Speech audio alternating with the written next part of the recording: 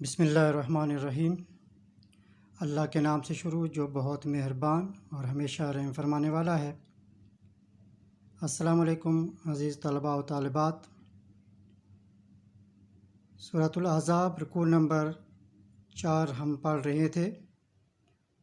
آج اس کی باقی ماندہ آیات 32 تا 34 وہ ہم ترجمہ، الفاظ، معنی اور ضروری وضاحت اس کی کریں گے۔ ٹیکسٹ بک پہ پیج نمبر 34 ہے اور میں آپ کو گلوبل آن لائن کلاسز میں خوش آمدید کہتا ہوں۔ میں انعام الحق آپ سے مخاطب ہوں۔ سبق کے متعلق اہم نکات: آیات کا ترجمہ، آیات میں موجود مشکل الفاظ، معنی، نبی کریم صلی اللہ علیہ وآلہ وسلم کی ازواج مطہرات دوسری عورتوں کی طرح نہیں ہیں، اس نقطے کی ہم وضاحت کریں گے۔ اگر پرہیزگار رہنا چاہتی ہو تو اجنبی لوگوں سے نرم بات نہ کرو بلکہ دستور کے مطابق بات کرو۔ تو اس میں بات کرنے کا جو طریقہ اور سلیقہ سکھایا گیا ہے وہ ہم بیان کریں گے۔ اپنے گھروں میں ٹھہری رہو اور اظہار تجمل نہ کرو۔ اس سلسلے میں جو پردے کے احکامات ہیں وہ ڈسکس کریں گے۔ نماز پڑھتی رہو، زکوٰۃ دیتی رہو، اللہ اور اس کے رسول صلی اللہ علیہ وآلہ وسلم کی فرما بردار رہو۔ ٹھیک ہے، عبادات سے متعلق جو حکم دیا گیا۔ اس کے بعد اے نبی صلی اللہ علیہ وآلہ وسلم کے اہل بیت، اللہ چاہتا ہے کہ تم سے ہر قسم کی ناپاکی کو دور کر دے۔ اور لاسٹ پوائنٹ، اللہ کی جو آیات تمہارے گھروں میں پڑھی جاتی ہیں اور حکمت کی باتیں سنائی جاتی ہیں انہیں یاد رکھو۔ آیات کا ترجمہ شروع کرتے ہیں۔ اعوذ باللہ من الشیطان الرجیم، بسم اللہ الرحمن الرحیم۔ یا نساء النبی لستن کاحد من النساء ان اتقیتن فلا تخضعن بالقول فیطمع الذی فی قلبہ مرض وقلن قولا معروفا۔ اس آیت کے جو مشکل الفاظ کے معنی ہیں: لستن، تم نہیں ہو، النساء، عورتوں، ٹھیک ہے، نساء جمع عورتوں، ان اتقیتن، اگر تم پرہیزگار رہنا چاہتی ہو، فلا تخضعن، تو نرمی اختیار نہ کرو، فیطمع، تاکہ کوئی امید نہ رکھے، فی قلبہ، جس کے دل میں، وقلنا، اور تم کہو، قولا معروفا، دستور کے مطابق بات۔ بامحاورہ ترجمہ: اے نبی صلی اللہ علیہ وآلہ وسلم کی بیویوں، تم اور عورتوں کی طرح نہیں ہو۔ اگر تم پرہیزگار رہنا چاہتی ہو تو کسی اجنبی شخص سے نرم نرم باتیں نہ کرو، تاکہ وہ شخص جس کے دل میں کسی طرح کا مرض ہے کوئی امید نہ پیدا کرے، اور دستور کے مطابق بات کیا کرو۔ تو اس آیت نمبر 32 میں اللہ تعالیٰ نے جس طرح پیچھے ذکر کیا تھا ازواج مطہرات کو کہ تم عام عورتوں کی طرح نہیں ہو، تو یہاں پھر اسی حقیقت کو ایک دوسرے عنوان سے بیان کر دیا کہ تمہارا حال دوسری عورتوں کا سا نہیں۔ ان سے اگر کوئی غلطی ہو جاتی ہے تو وہ اس کی خود ذمہ دار ہیں، یعنی وہ ان کی ذات تک محدود رہے گی، لیکن اگر تم نے کوئی ایسی حرکت کی تو اس سے دامن نبوت جو ہے وہ داغدار ہو جائے گا۔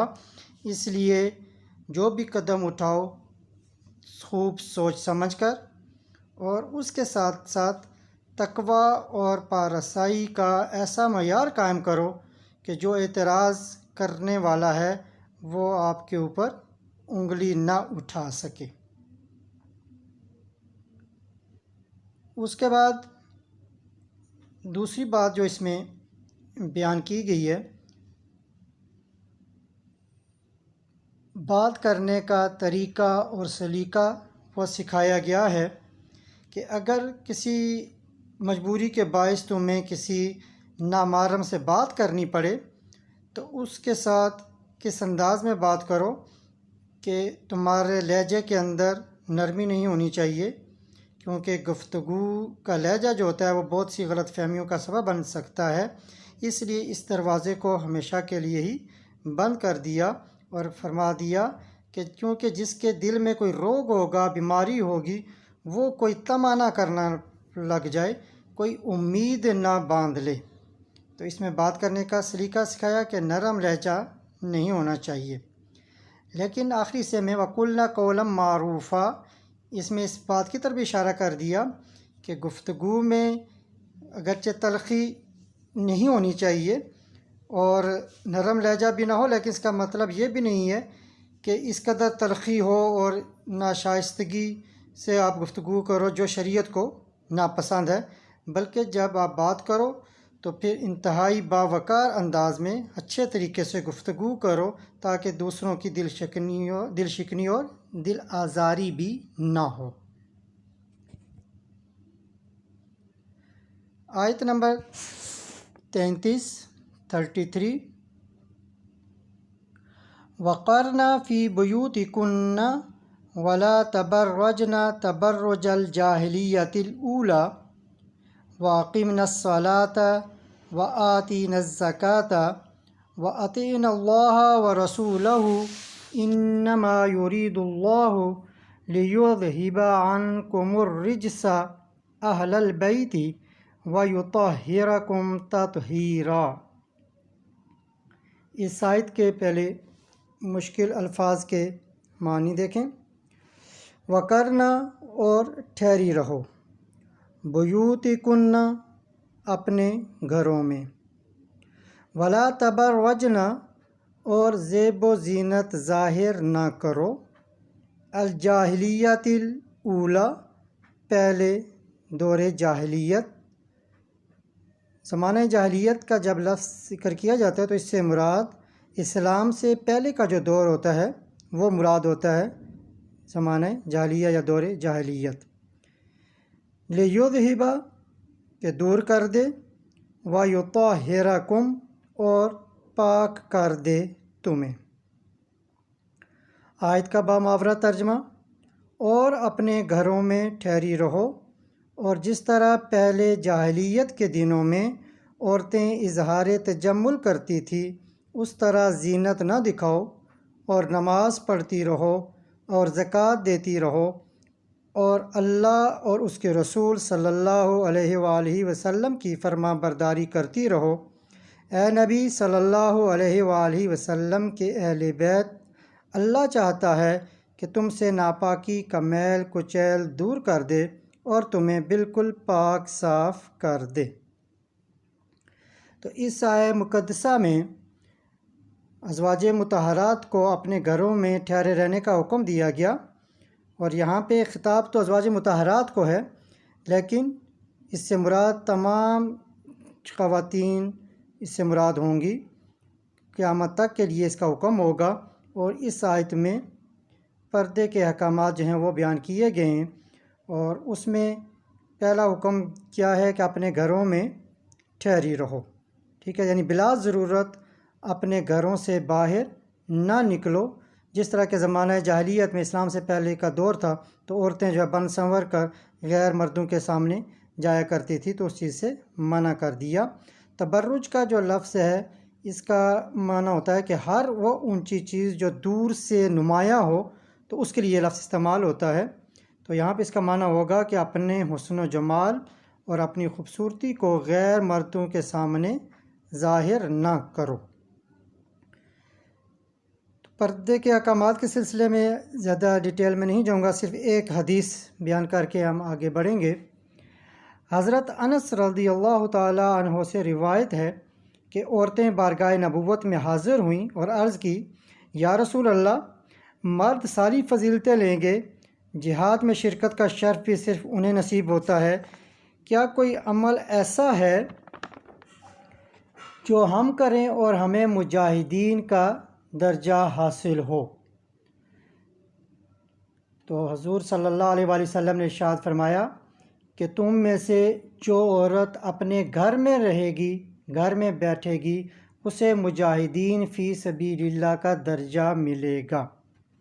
تو اس حدیث سے بھی واضح ہوا کہ عورت کا اصل مقام کیا ہے، وہ اس کا گھر ہے، تو وہ وہیں پہ ٹھہرے اور بلا ضرورت گھروں سے نہ نکلے۔ اس کا مطلب یہ بھی نہیں ہے کہ بالکل مطلقاً وہ نکل ہی نہیں سکتی، بلکہ ضروری کام کے سلسلے میں، جاب کے سلسلے میں پردے کا اہتمام کر کے اگر وہ نکلتی ہے تو اس میں کسی قسم کا کوئی حرج نہیں ہے۔ یہاں پہ اس چیز سے منع کیا گیا کہ جو بلا ضرورت بن سنور کر لوگ مردوں کے سامنے خوبصورتی کو ظاہر کرتی ہیں، اس سے منع فرمایا گیا۔ اس کے بعد دوسرا جو اس میں بات ذکر کی گئی کہ نماز پڑھتی رہو اور زکوٰۃ دیتی رہو۔ پہلے جو ہے وہ پردے کے احکامات اللہ تعالیٰ نے ذکر کیے ہیں، اس کے بعد عبادات اور نیک عمل کرنے کا حکم دیا۔ ٹھیک ہے، یہ کس لیے؟ تاکہ کسی کو یہ غلط فہمی نہ ہو کہ نبی کریم صلی اللہ علیہ وآلہ وسلم کی قرابت کے باعث اگر وہ نماز روزے چھوڑ دے گا تو اسے کسی قسم کی باز پرس نہیں ہوگی، ایسا ہرگز نہیں۔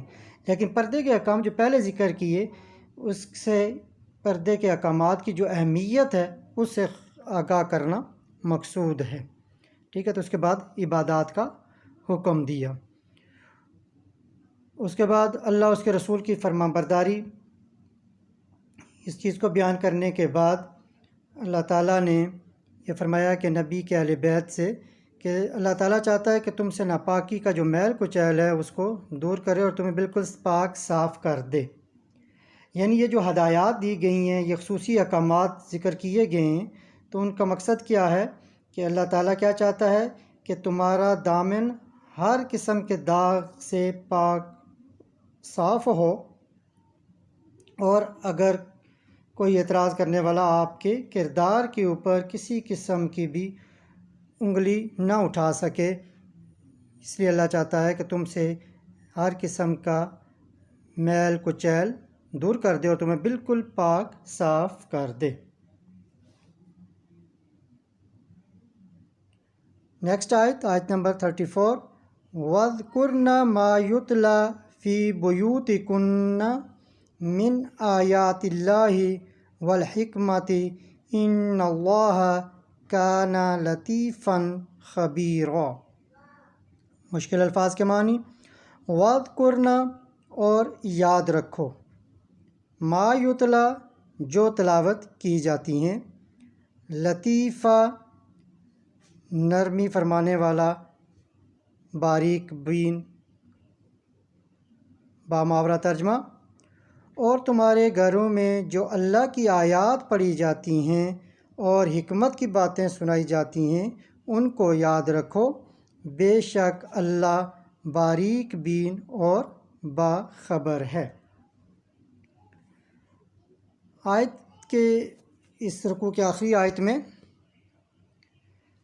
ازواج مطہرات کو یہ بات سمجھائی جا رہی ہے کہ جو تمہارے حجرے ہیں، اگرچہ یہ بہت ہی سادہ ہیں، ظاہری سج دج سے بالکل خالی ہیں، لیکن اس حجروں میں اللہ تعالیٰ اپنی وحی کا نزول فرماتا ہے، اور ان حجروں کو اللہ تعالیٰ نے اپنے نزول وحی کے لیے چن لیا ہے، اور یہ وہ اعزاز ہے جس سے بڑے بڑے شاہی محلات جو ہیں وہ محروم ہیں۔ اس لیے تم جو اللہ تعالیٰ کی آیات پڑھی جاتی ہیں، حکمت کی باتیں سنائی جاتی ہیں، ان کو یاد رکھو، اور اللہ تعالیٰ کی ذات بڑی ہی باریک بین اور باخبر ہے، یعنی اللہ تعالیٰ ہر چیز سے آگاہ ہے۔ ہوم ورک ڈائری، ایک تو وہی آیات کا ترجمہ آپ یاد کریں گے، مشکل الفاظ کے معنی نوٹ بک پر لکھنے ہیں، اور اسلامیات کی بک سے رکوع نمبر 3 کے تمام MCQs آپ تیار کریں گے۔ یہ آپ کی ہوم ورک ڈائری تھی اور یہ تھا آج کا لیسن۔ اور یہ بات یاد رکھیں کہ یہ جو رکوع نمبر 4 ہے، بہت ہی امپورٹنٹ یہ رکوع ہے۔ آیات کے ترجمہ کے حوالے سے بورڈ میں اکثر اس میں سے آیات آ جاتی ہیں، جیسے آیت نمبر 28 اور 29 جو ہم نے پچھلے لیسن میں پڑھی تھی، وہ بھی بہت امپورٹنٹ آیت ہے، اس کا ترجمہ بھی آ جاتا ہے، شارٹ کوسچنز اس میں سے آ جاتے ہیں۔ اسی طرح یہ جو آخری سامنے پڑھا آیت نمبر 33 اور 34، یہ بھی امپورٹنٹ آیات میں شمار ہوتی ہیں۔ تو یہ پورا رکوع ہی آپ اچھی طرح تیار کریں تاکہ اس میں سے جو مشکل الفاظ کے معنی آتے ہیں MCQs کی صورت میں آ جاتے ہیں، ترجمہ آ جاتا ہے، یا کوسچن وہ کرنے میں آسانی ہو۔ تو امید ہے کہ یہ آپ کو تمام آیات کا ترجمہ، مشکل الفاظ کے معنی اور ضروری وضاحت آپ کو سمجھ آ گئی ہوگی۔ اللہ تعالیٰ آپ کو اپنے حفظ و امان میں رکھے۔ انشاءاللہ نیکسٹ لیکچر میں پھر آپ سے ملاقات ہوگی۔ اللہ حافظ۔